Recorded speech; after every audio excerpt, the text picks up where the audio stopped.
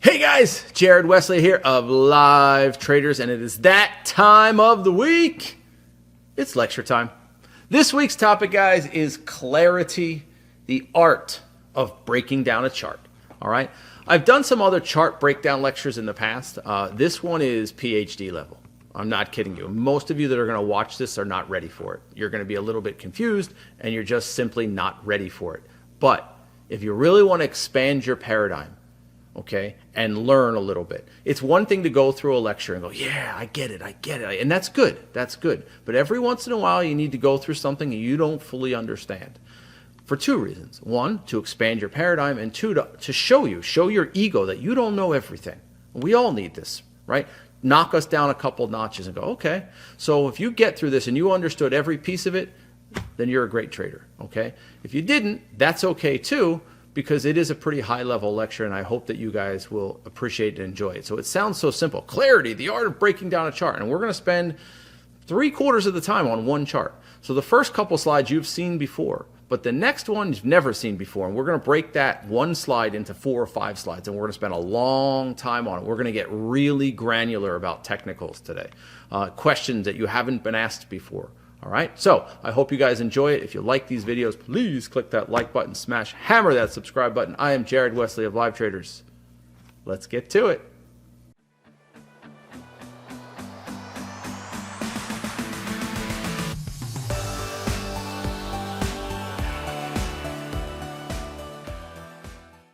This week's lecture topic is clarity, the art of breaking down a chart.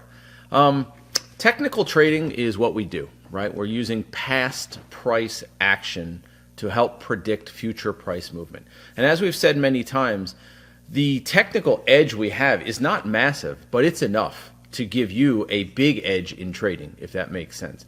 And patterns don't work 100% of the time, but we're looking for statistical probability. And the way you're going to get that is consistency. In breaking down a chart, you need to have unconscious confidence when you're looking at a chart. Like, look at it and go, boom, I understand it. That's it, like that fast.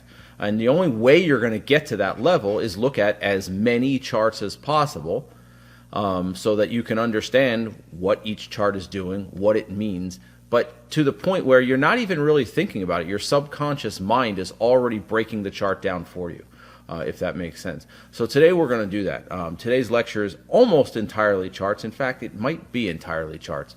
And there's about 4 or 5 charts in here, but one of them we're going to break down in great detail. But for those of you that are still skeptical, not that you would be, but maybe you are a little skeptical, let's take a look for a moment, all right? The art of chart reading. You guys have seen this slide in Professional Trading Strategies, and don't worry. The slide I'm going to bring up after the next couple are new. You haven't actually seen it before.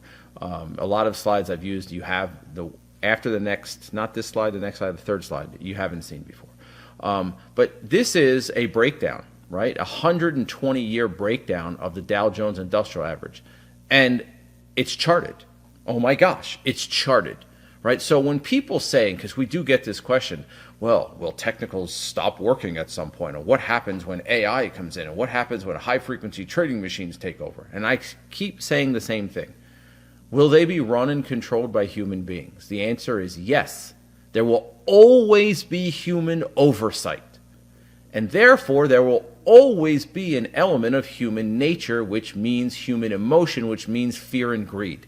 All right? And that's represented in this chart of the Dow Jones. And I'm not going to go over this in great detail because we did that in Professional Trading Strategies. And if you want a detailed version of it, take Professional Trading Strategies and you'll get that. All right? But you can see pullbacks to support that bounce. You can see a breakout over here. You can see a climactic buy setup in the 1929 crash. Then you can see a stage 2 uptrend with higher highs, higher lows, higher highs, higher lows, higher highs, higher lows, higher highs, higher lows, higher highs, right? And then we get into the late 60s and we chop around and we're stuck, right? We're stuck between, Dow 600 and Dow 1000 for literally like 15 years, maybe more, okay? And then what happens? The market has now rested long enough and it breaks out again, pulls back, rips higher. I mean, a massive rip from basically the late 80s all the way up to like '00, and then we went through a choppy period. We had like a 10-year period of choppiness. We had 9/11 happen, then we had the real estate financial crisis happen in '07, '08, '09, and then we've been grinding higher ever since. But this is 120 years of the market, and it can be charted, just like anything can be charted. So if you think that technicals are going anywhere, you're sorely mistaken. They are not. Okay, they're not. And again, another chart you've seen, and no, I am not going to explain this in great detail today because it's in Professional Trading Strategies, and I've done multiple lectures on this. But that chart you just saw was made up of these things. Red and green candles. Now, some of you in the chat room are like, oh, this is boring, Jared. Well, of course we know this. Don't worry. We're about to take this to the next level, and I'm about to put you on the spot. And some of you are going to, and a lot of you are going to get it wrong. A lot of you are going to get it wrong. So don't, get your ego all pumped up right now going, yeah, Jared, I know these stupid bars. We do this all the time. You'll see. All right? My point is to be able to read a chart properly, you need to understand what these bars are, but not just in a vacuum, in the context of a chart, in the context of a trend. You need to know what this topping tail means in the context of a trend. You need to know what this bottoming tail means or what this wide range red bar means. And we talk about it frequently. It's not just where it is on the chart, it's also what it is on the chart, right? So it's how it got there, where it is, and what it is. Where again, how it got there, where it is, and what it is. Those three W's, okay? No, they're not three W's, they're two W's and an H, all right? So anyway, you get the point though. So you want to know, did a stock get to where it is 5 green bars in a row up? Okay, well, when it gets there, 5 green bars in a row up, one, where is it? Is it at a prior pivot resistance point? And when it gets there, what does it look like? Does it look like a topping tail? Does it look like a doji bar? Does it look like another wide range green bar? So you need to know the where, the how, and the what. All right, but that's not today's lecture, the where, the how, and the what. We're going to make the assumption today that you guys understand this. Not everyone does, but go back and watch a different lecture where I explain it for 30 minutes, just this slide. Now I want to get into the good stuff, okay? But, like I said, everything can be charted, and everything we do depends on these red and green bars, plus volume, which we'll talk about a little bit today. All right, so chart analysis, okay? I want you guys to take a look at this, and by the time we're finished, this chart right here on the left is going to take up the entire page. All right? Just so you know, by the time we're done, I'm taking slices of this chart. And we're going to take about 4 different slices of it.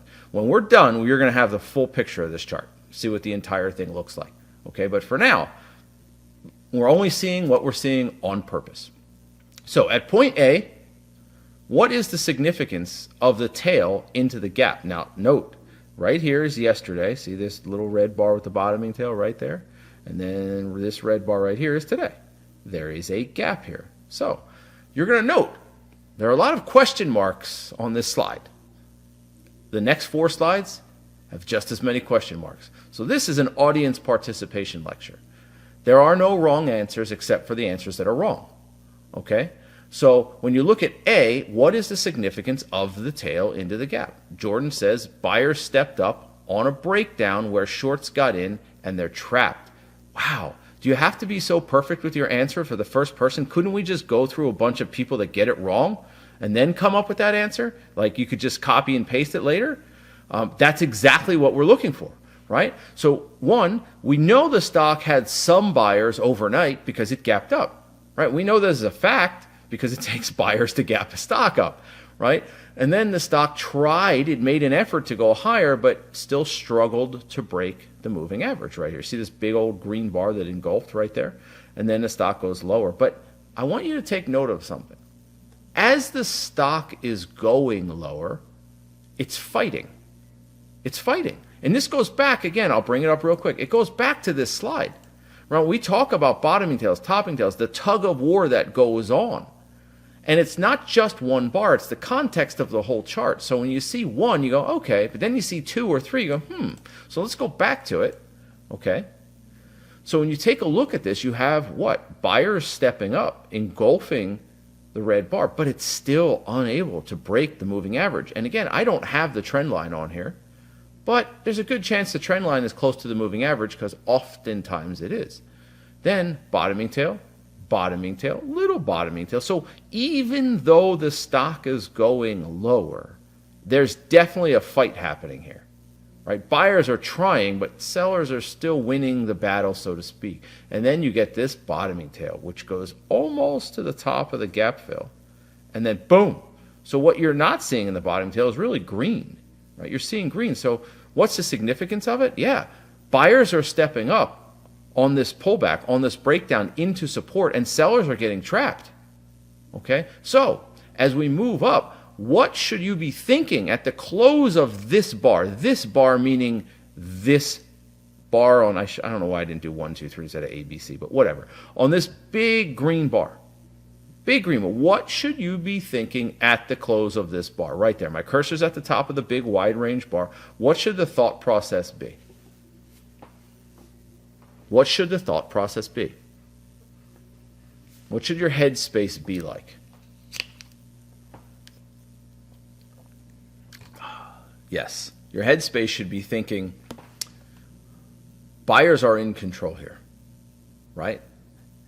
So when you look at this, you go, wow, not only do we bounce off the gap fill low, we put a big bottoming tail, we took out every one of the bars to the left, we finally significantly broke the declining, and that's important that it's declining, the declining moving average, right? And we took this out significantly. So while you could argue, right, you could make an argument that the stock needs some rest, that's fine. That's a fine argument. But the argument you can't make is that it's bearish, right? So at this point in time, you're thinking to yourself, all right, bulls have taken control, right? There's basically a trend reversal here, or at least a confirmation of the gap up. One of the two, right? So then you sit there and go, all right, this is a big time bar. This changes my entire thought process on this stock. Even though we're only 6 or 7 bars into the J, this is a big enough bar that I'm going to change my opinion, okay? So the stock then ultimately goes up. Now, would it have been nice perhaps if it had rested or maybe had a shallow pullback? Perhaps, but it didn't. Buyers were so strong, we kept going up. Now, when you take a look at the depth and penetration into the prior candle, well, it isn't. It's 100+%, which I already alluded to, right? I mean, we're over everything to the left, which tells us, again, even more about the level of strength of the buyers because they penetrated so deeply into the overhead supply, which are sellers, that they're gone now. They're gone. We just took out all the sellers. So what's the significance of B? And what makes this a potent reversal? Ooh. Now you guys are like, ooh. Okay, I was good up until this point, right? You're like, I got this. Hold my beer. Now we have 1, 2, 3, 4, 5, 6 bars up and then a topping tail. Now, granted, we don't have the bigger picture and granted, we don't have volume. But what are we seeing on the way up to B? Before we even get to B, remember I talked about A, but prior to A happening, what was happening? What was happening was green bar, bottoming tail, bottoming tail, bottoming tail, green bar, big bar. We already saw that buyers were starting to step up. They were losing, but they were beginning to step up, and you could tell by each bottoming tail that was put in here. Now, as we get to B, what are we starting to see? Right? You're starting to see a topping tail here, a doji topping tail here, and another tail. You're starting to see a slowdown of momentum. You're starting to see tiredness from buyers. Exactly right. Exactly right. So you're starting to see, we put in a new high, pretty significant new high to be fair, right? Then the exhaustion starts to begin because now we're up 1, 2, 3, 4, 5 bars. A couple of these bars are pretty big. Like this one's massive, and then this other one's pretty big. Sellers are creeping. Sellers are creeping. Sellers are creeping. So this is where if, okay, and again, I'll just draw this very briefly. Whoops, let me do it like this. Shapes there. Again, we don't have a lot of information. We don't, all right? I'm going to repeat that one more time. We don't have a lot of information here. But if you wanted to draw kind of a trend line up into that area, you might start looking, saying, wait a second, this stock might be pulling back. Now that I have this trend line, now that I have all these topping tails, we might be pulling back. So supply is increasing here. Why? Because the buyers are just flat tired.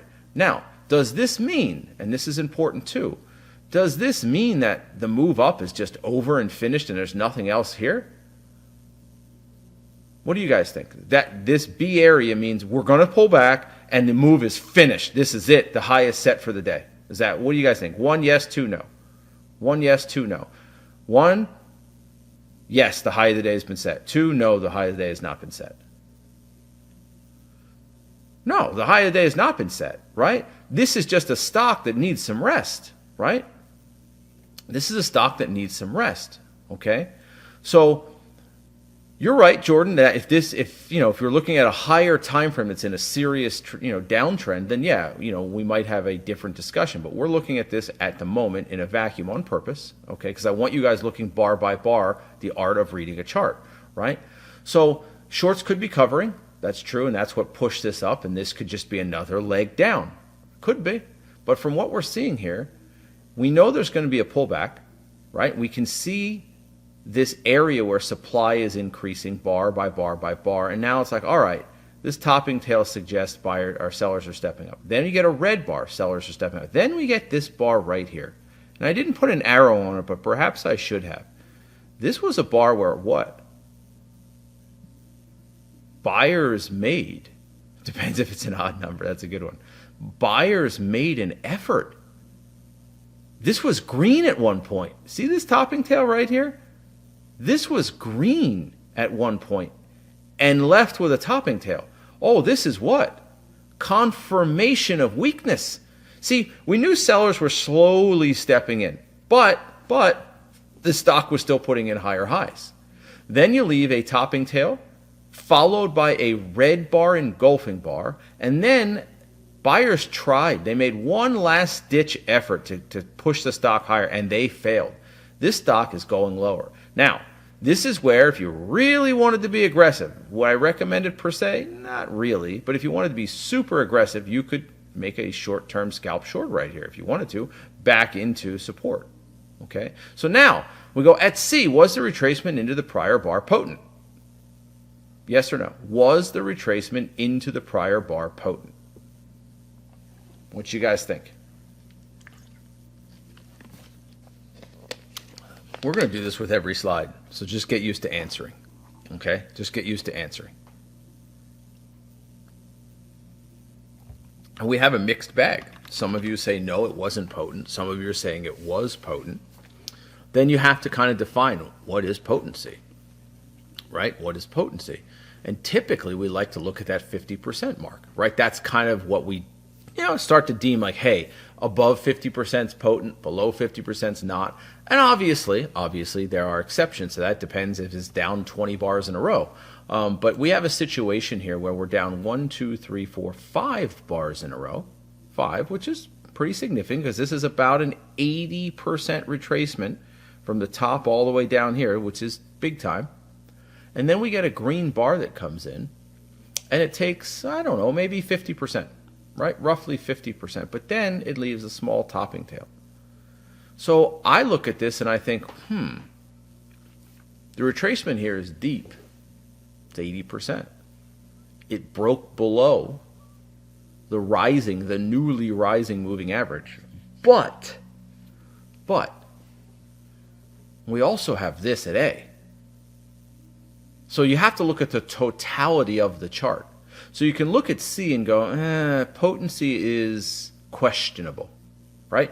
The retracement into this prior bar is questionable. It's not bad, because 50% is not bad.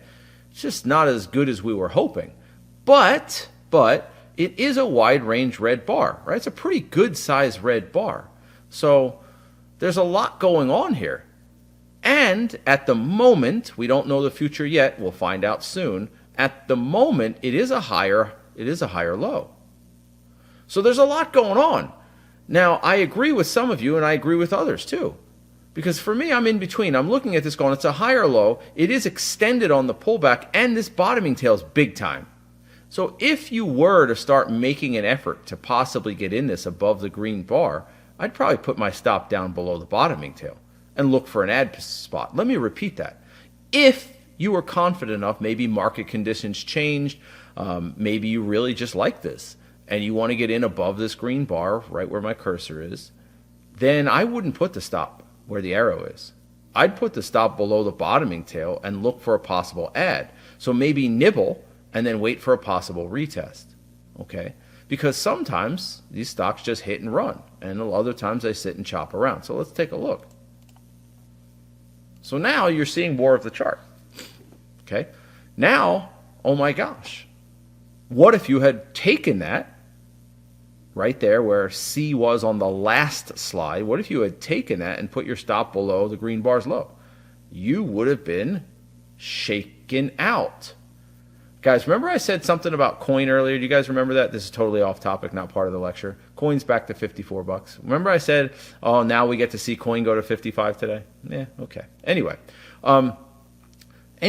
this green bar here, if you chose to buy above it, you would have likely been triggered in, okay, and probably stopped out, probably stopped out. So this is where using the lower stop down here under the big bottoming tail would have paid off. So at A, what does this 2-bar reversal suggest? Note the 2 bars. There's a red bar and a green bar. What does it suggest at A? What does this 2-bar reversal suggest at A? Talk to me. This is an easier question.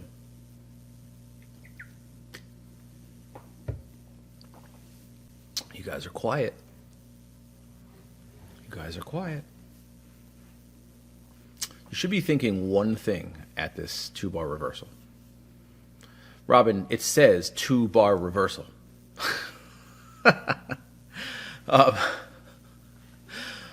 Buyers are stepping up here, right? And what you're saying, Jordan, is right. You're basically now looking at this as another bottoming tail. You see, there are different ways to express a bottoming tail. You can have a bottoming tail. You can have an engulfing bar, right? But they mean largely the same thing. Somebody lost. And in this case, it's the sellers, right? The sellers put in a topping tail and looked as if they were going to continue lower.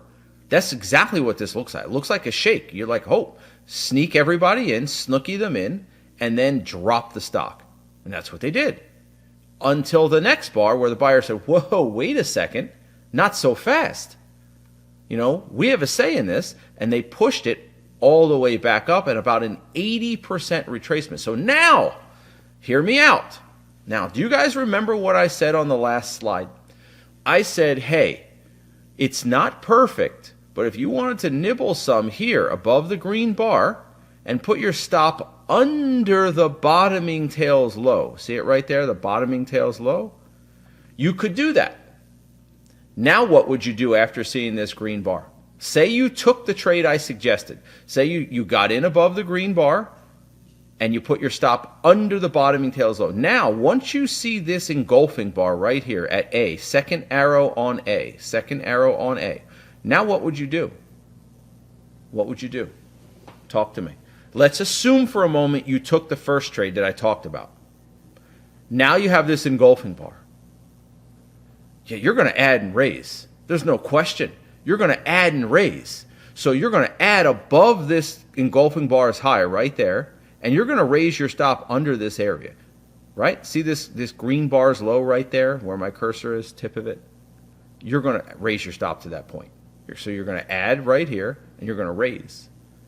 Because if it breaks that area now, you don't really want to be in it anymore, right? You really don't want to be in it. So the stock moves up, okay?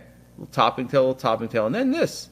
Because of the momentum move, what is the relevant supply area at B? Well, that's a good question, right? Well, one, we can see the red line. I helped you out. Certainly could have deleted that and just seen if you guys are on point. There is that little pivot over here. And this is our struggle area, right? This is our 50% retracement area. If you take the top and you take the bottom, that's somewhere near 50, maybe 40%, okay? I feel like I can see the trade. I keep buying as long as it holds. This is what we're going for, Jordan. See, this is the whole point of this exercise, is so that somebody like you or somebody else can step up and say, I see the future because of the past. That's the whole point of the exercise. To get to that point of saying unconscious competence says this stock's going to go higher.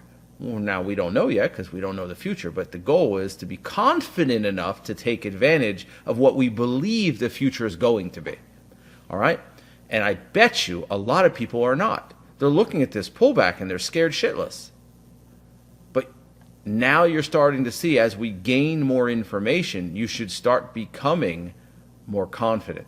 Okay, so we see this topping tail on B, and the supply area is the concern. But this bar and this multiple bottoming tail, or bottoming tail here, engulfing bar here, should start to give you confidence that while there still is supply that needs to be overcome, right? This is that fight, right? This is that area where we talk about capitulation and supply being overcome. This is where the fight is going to happen. But here's the point that's important. We know there's going to be a fight. And there's a good chance that the buyers are going to win. But we don't know for sure. Therefore, the stop has to be where A is now.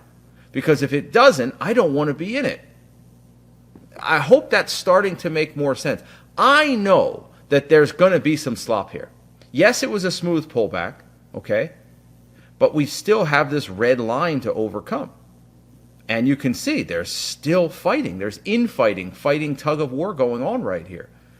But I'm also at a point where I'm confident enough that it better not break below A at this point.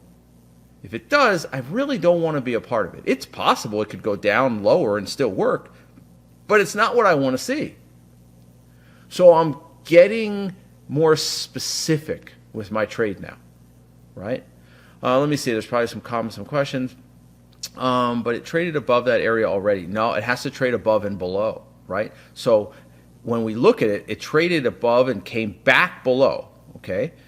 It didn't hold, though, right? It didn't hold. So on the way back up, I might expect to see a couple issues because it didn't hold. So, and it did. Right now, if the stock was super strong, it may just slice right through it, but it didn't. So now some sellers come in. Then we have a tug of war. Then some buyers come in. Then a tug of war. Then some sellers come in. So we're chopping around right here, but we're holding the stop. We're seeing the things that we want to see. Bottoming tails, tug of wars, right? So you take a look at C. How has supply and demand been tested here? Think about the question for a second. See, I told you guys this was going. See, this isn't your run-of-the-mill average lecture. I'll be honest with you. I'm going to be straight with you. This is something I would put in a paid course. Because most lectures, I tell you the answer, or I give you a cherry-picked question. That's a snowflake. It's an easy softball pitch. I want you guys really think about it, because I bet you these questions, half the people listening are dead confused on. How has supply and demand been tested? I don't even know what that means, Jared. Right? Because of the momentum move, what's the relevant supply area? I don't even know. Right? So I want you guys to really give it some thought. At C, how has supply and demand been tested? Crickets. Crickets. I'm not even sure what the question is, Jared. Right? Well, let's take a look at it. Let's break it down. We know that we have demand at A. Okay? And that demand is getting stronger because it put in a higher low and it's starting to do what? Retrace 50+%. That's good. As we pull back, we're beginning to what? Put in bottoming tails at about a 50% retrace. So you take the top of this and the bottom of this. Now let's take this pivot. B high, A low. Now we're roughly in the middle. Goes a little lower than that. But in the area, we're getting what we want to see here. We're getting buyers to step up. But there's still a tug of war here. There's no question there's fighting. There's infighting going on. And then the green bar comes in. And this is where the arrow is on C, the green bar. It's starting to show that demand is starting to have a bigger impact on supply than supply is on demand. So demand is overtaking the supply. And again, we're creating a higher low, correct, okay? But at the same time, and it's important that we do these things, okay? If you drew this, we're not above it yet, right?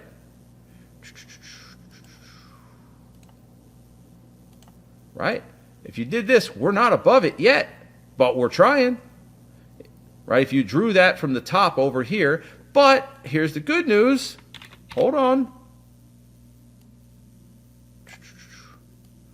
Oh my goodness. Now, let's make it a different color. Now what? So there's still some issues above us, but look at below us too. Right? So we're getting more information, okay? And for me, the information's becoming more bullish, right? Because of this huge high. But that pivot's a concern. But then again, where we have the orange trend line, that's a good thing, okay? So this is an area where, let me move these off, where you still have question marks. But the question is, what is it leaning towards? It's leaning towards higher prices because it's holding the uptrend line, right? 3 times, one here, one here, one here, and another one here. That's exactly what you want to see. Now, some people might lack confidence, and if you do, that's fine. Wait to get in above this pivot area. But then you're giving up some of the gain. You could use a tighter stop loss. Okay, so when you're looking at this, this is high-level stuff, right? It's high-level stuff. So when you think about how does A affect your prior answer, meaning how has support and demand been tested, supply and demand, sorry, been tested, looking at A, when it's been tested, it's passing the test. It passed the test over here. Bottoming tail, it passed the test over here, engulfing bar, and it's beginning to pass the test over here. Does that make sense? So when you think about how does A affect your prior answer? So when you look at C and you go, how has supply and demand been tested? Well, bullishly, right? And then how does A affect C? Bullishly. Bullish, bullish, bullish. Every time their nose has been to the fire, their feet have been to the fire, they've passed the test. Now, the only issue or concern we have now is the topping tail at B. Because up until this point, buyers have done what they're supposed to do during the pullbacks. But this bounce was a little bit more concerning. And then lastly, when does C become your higher pivot low? Well, C becomes your higher pivot low when we break above this red line. Right? C becomes your higher pivot low when it breaks above resistance, not support, right? When it breaks above resistance, right here, right there. Okay, so if we take this and just draw that out, that is when C would become your pivot low. All right? Then it becomes a higher low because you've just broken above this prior pivot high. So now let's continue. Let's keep going. Now, all of a sudden, we're seeing more of the chart, and the stock is doing what? Continuing higher. So at A, what areas of supply are relevant? Ooh, interesting. What areas of supply are relevant? We just talked about it. The answer I just gave you. I literally just gave you the answer. See, here's the problem. Some of these... This is too high of a level of a conversation to do for an entire chat room. Because there's probably only 20% of you that are ready for this. Maybe a quarter of the chat room's ready for this. Okay? Everyone else is still, your eyes are spinning right now. Okay? So when you look at this, you're going, what areas of supply are relevant? Well, this arrow that I just drew on the last slide, that's the overhead supply that's going to be relevant. So I have a topping tail to the left, slight relevance, and then right here. So I'm kind of right between these two bars. And then this. So I want to break this topping tail, and I want to break the top of this blue line. Those are the relevant supply areas. And when they're broken, the high of the day should be reached. Okay? When they are broken, right here, this topping tail here and this here, the high of the day should be reached. So what part of this overall pattern created the tail at B? Ooh, that's a tough question. What part of this overall pattern created the tail at B? That's supply to the left. Right here.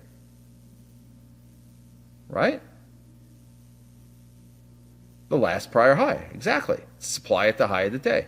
And you're up 1, 2, 3, 4, 5, 6 bars into that supply. So, hear me out for a moment.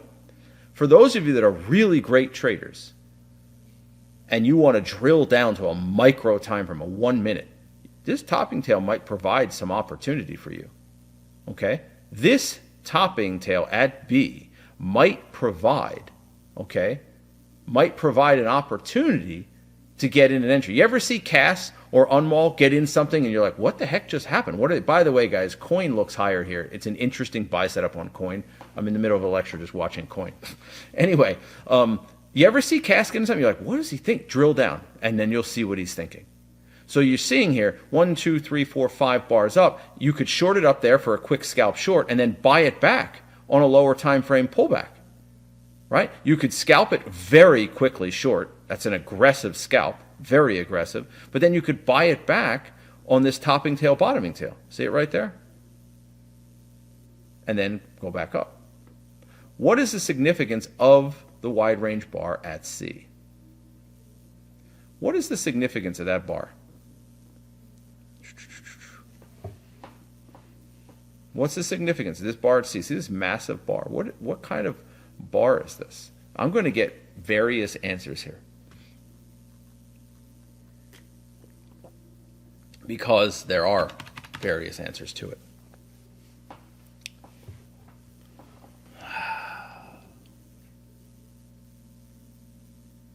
Anyone else? You guys are all saying the same thing.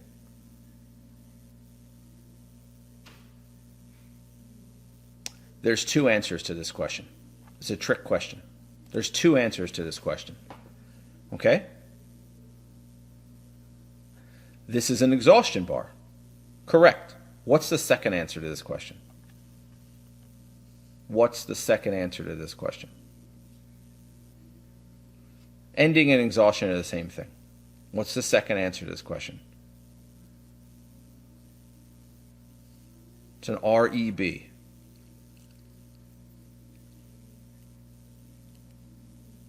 What does that mean?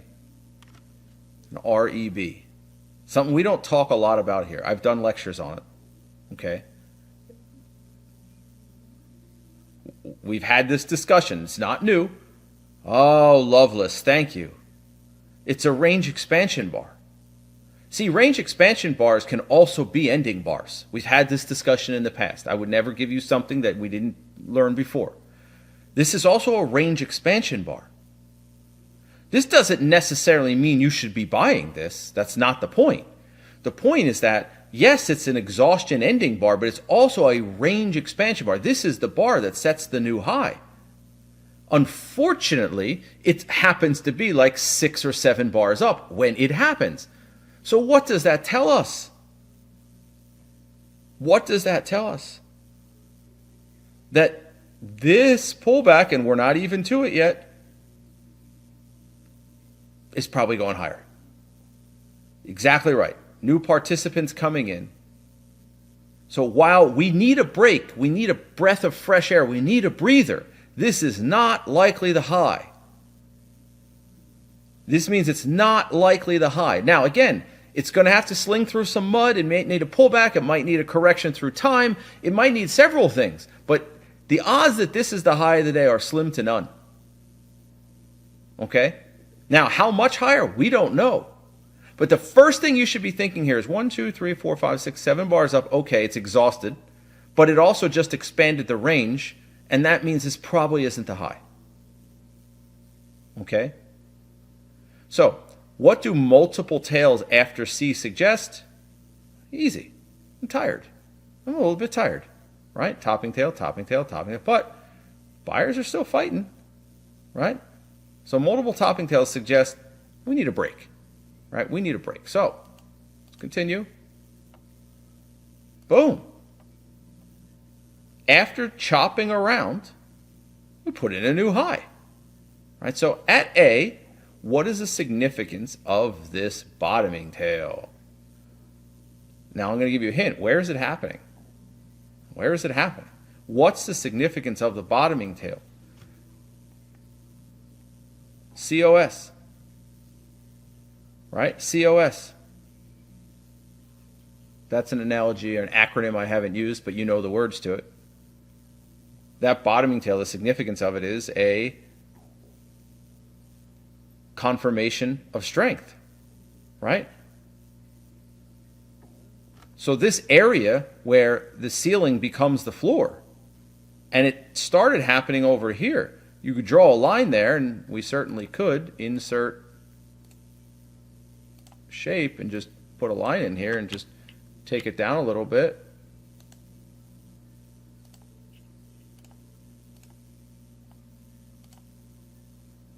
Whatever, we'll leave it that color, right? That is significant. It says, well, wait a second. I know I look tired, but I've rested 1, 2, 3, 4, 5, 6 bars now. I'm probably not going much lower yet. So now, would I tell you to buy it there? Not necessarily, right? Not necessarily. I'd have to see the higher time frame to really feel good about that. And by the way, guys, let's just use one of these because it's easier.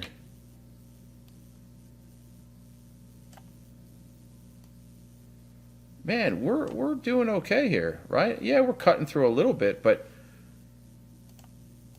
we're hanging out close to that trend line, right? So let's go back to the slide. Significance of the bottoming tail is it's the second time buyers are stepping up. It's a confirmation of strength at a minor price support area. Okay, what is the effect of these bars at B? Ooh, this is a good question. What's the effect of these bars at B? Topping tail and a big wide range red bar. Talk to me. What's the effect of those bars at B? Scalpers did all right. Long-term people got beat on pretty good, right? People that are holding for a bigger move are getting beaten on. Right? Sellers came in heavy. Right? This is that novice buy point. Right? And the big boy is like, ooh, thanks for that extra money, and now it's time to go lower. Right? So now we're seeing, I'm not going to say for the first time, but kind of the first time, a very deep retracement. I mean, you put in a higher high here. There's no question that's a higher high. And now you're doing a 90% retracement on 2 bars. So that's the question, though. I want to know, what is the effect of these bars at B? Do you guys still believe, now we're answering B, okay, the second question right here. Do you guys still believe, because you're going to see it at C? So I'm asking on B so we can help answer C. All right? What is the effect of this? Because it's going to matter when we talk about what should the trader be thinking at C. Right? So how you view B determines what you do at C. I'll repeat it one more time. How you view B determines what you will be doing at C. So let's jump to C, and they'll tell me what you think about B. What should the trader be thinking at C? Assuming the entry was in the first box, sorry, I'm getting back to your question. Having seen 90%, is it reasonable to not exit at the third box when it got back to the high that you could? Absolutely, Kit. There's no question you could do that, especially as a scalp trader, for sure. Maybe sell half or most of it. Okay. I don't want to go long because of the selling pressure. Raise your stop under the bottom of the yellow box That high of the day was set. You guys are on the right track. So what traders should be thinking at C is definitely raise your stop loss. There's no question. If you're in from down here and you took that trade, if it goes below here, you're done. But if you're a scalp trader or someone looking for just a short-term bounce, what should you be thinking? You want to get in this? Do you think this is worth it? For me, this is a difficult question. I do this to myself sometimes. I ask the questions that sometimes I have a hard time answering myself. So I look at this and I'm like, no, probably not. Why? There's no question you could get a short little bounce out of this thing. There's no question that that's a possibility. If you're a scalper, you might get that 30-cent pop. Who knows? But are the odds good enough to justify it? And that's where you come into the problem. Are the odds good enough to justify it? And you look at it and you're like, gosh, there's 4,000 stocks to choose from. I already got, an initial entry, an add area, and I'm up a good amount here. Do I really want to do that? Do I really want to risk that when I don't have to? You know when Unwall says, I'm just hiding in the bushes? I'm just hiding in the bushes? This is one where you just let the gazelle pass. Right? You just look at it and go, all right, I'll try to catch the next one. This one was just a little too fast for me. This one's just a little too good for me. Does that make sense? So you might consider it. I'm not saying don't look at it. Look at it. But then you got to really be objective and go, it could work. But I don't really want the coin flip. I want the 75%er. Does that make sense? If I'm going to look at a trade like this, I know it's a scalp trade. Because the expectation on a 90% retracement is not a new high. I'm going to repeat that for the new people. The expectation on a 90% pullback is not a new high. So you may be able to take that and get away with it, but it's a flip of the coin. I don't want the flip. I want the 75%er. I want the stock that's going to work most of the time. So I wouldn't take it. I would be thinking, raise my stop loss. If it holds, great. If it doesn't, I still had a decent trade. So this is what the entire chart looks like. Remember I just said, oh my gosh, maybe it goes higher, but it's not supposed to put in a new high. Well, it did. Why did I put this chart up for you guys? We're going to talk about the trend line in just a second. We'll get to the trend lines in just a second. Why did I put it up? Because I just went through a trade where I didn't know the future, and I still wouldn't have taken it. When you know the future, this becomes too easy to answer. And I don't like that. I don't want that. And that's how you guys need to go over your charts. See, when you know the future, it definitely plays with you. It absolutely messes with your mind. And this is an area where I look at it and go, like I said, maybe if I nibble, I can just squeeze a little bit out of it. And you might be right. But it's a tough play. It's a tough play. And all of a sudden, the people who did take it, they get a home run out of it. Because it didn't just go 50%, didn't just go 100%, it actually put in a new high, which was somewhat unexpected. And then starts to fade. So, now, I put two trend lines on here. One's in pink and one's in orange, right? Which one is correct? Oh, take some time for this. Which one is correct?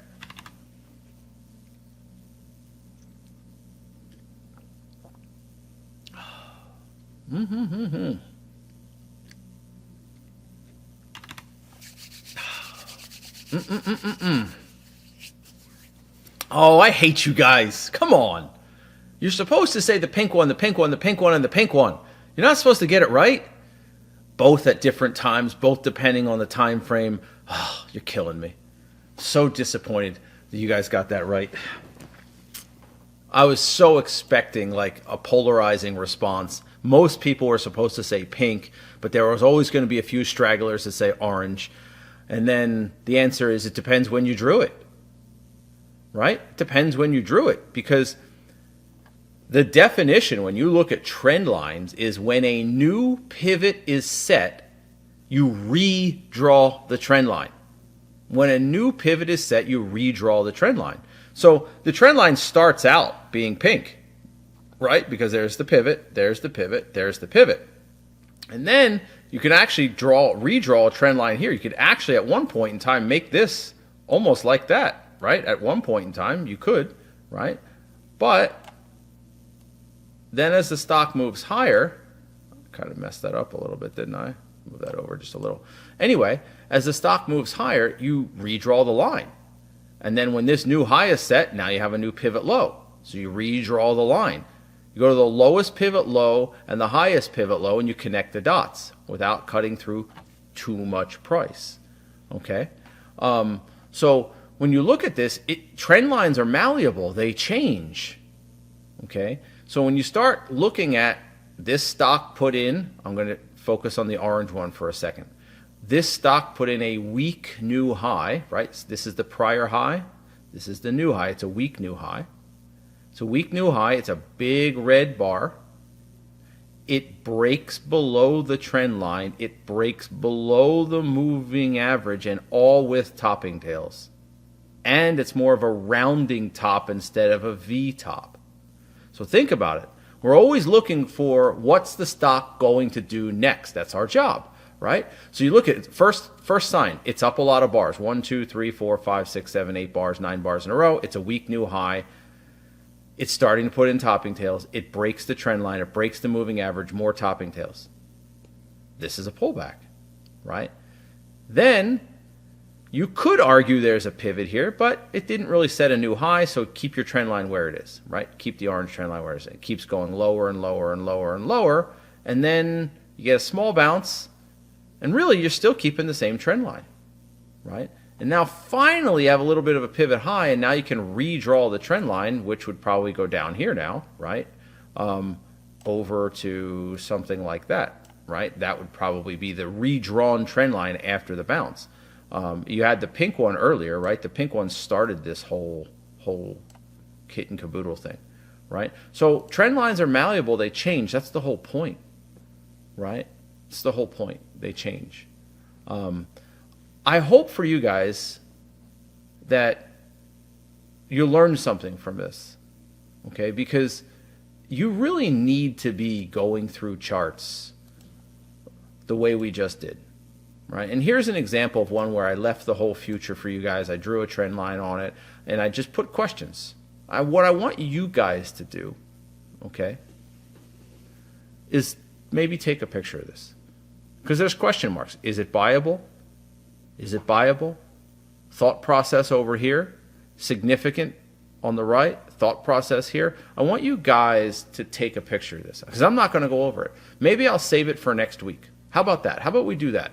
I'll add this slide to next week's lecture, okay, and we'll review it. So in the meantime, for those of you who have, screen taking, take a picture, and I want you guys to go and spend this week or an hour or whatever and just break down this chart. There's 1, 2, 3, 4, 5 questions on here, and then we'll review it. And this is a chart you haven't seen either, okay? We talk a lot about patterns, bottoming tails, topping tails, buy setups, climactics, right? We talk a lot about trend lines, and we talk a lot about money management, trade management, psychology, and all those things. And those are what make great traders. But you have to get your hands dirty sometimes. You have to dig into the trenches. So when you see somebody like Aaron say, I study PTS an hour or two a night, and then even Cass, I get emails from Cass, like, what do you think about this? What do you think, even though it worked, do you like that trade? Because you're looking at these charts, and I want you guys to make it as realistic as possible, right? So it's nice when you get a textbook play. It's great.